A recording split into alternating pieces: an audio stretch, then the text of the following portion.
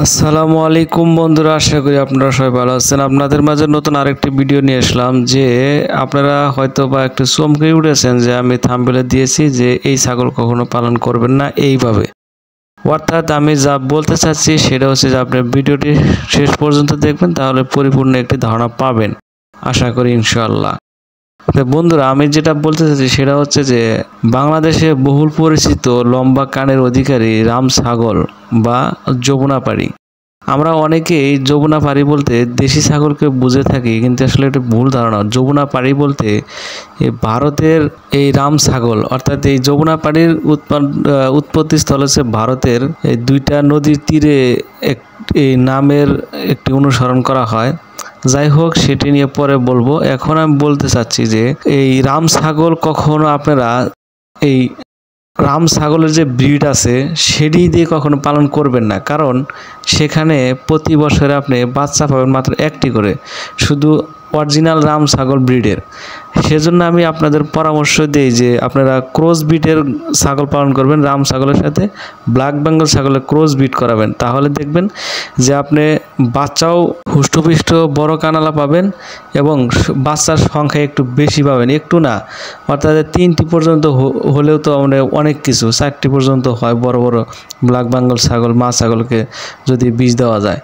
তো বন্ধুরা, আমি সেজন্য সাজেস্ট করি যে আপনারা অনেকেই দেখা যায় যে শখের বশে এই রাম ছাগলগুলা পালন করেন, বছরে একটা দিলে কি না দিলেই কি, মানে এরকম একটা বিষয় হয়ে দাঁড়ায়। তো তাদের যারা শৌখিনতার সহিত পালন করেন তাদের কথাটা ভিন্ন, আর আমরা যারা আছি যে একটু শৌখিনতা না, একটু আর্থিক সচ্ছলতার জন্য পালন করি, সেটা কিন্তু অন্যরকম একটি বিষয়। যে আমার প্রতি 6 মাসে বা আমার বাৎসরিক একটা ইনকাম আসতে হবে, বা এর পিছনে একটা শ্রম দিচ্ছি, সেই শ্রমের একটা মূল্য ভ্যালু অ্যাড করতে হবে। তো তাদের বিষয়টা অন্যরকম।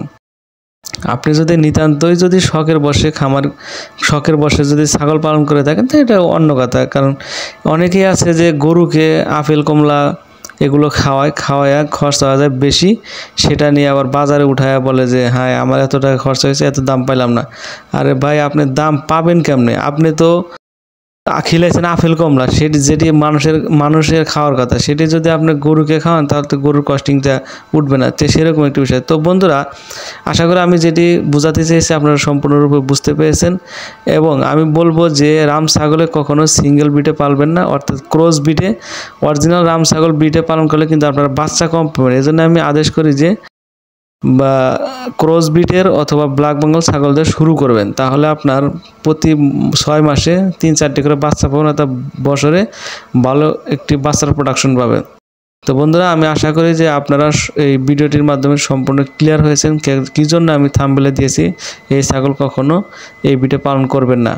তো বন্ধুরা, আমার এই অ্যানিমালস প্রো 24 চ্যানেলটি ভিজিট করার জন্য আমার চ্যানেলের পক্ষ থেকে অসংখ্য ধন্যবাদ, এবং ভিডিওটি সম্পূর্ণ দেখার জন্য ধন্যবাদ। Subscribe my YouTube channel. আসসালামু আলাইকুম।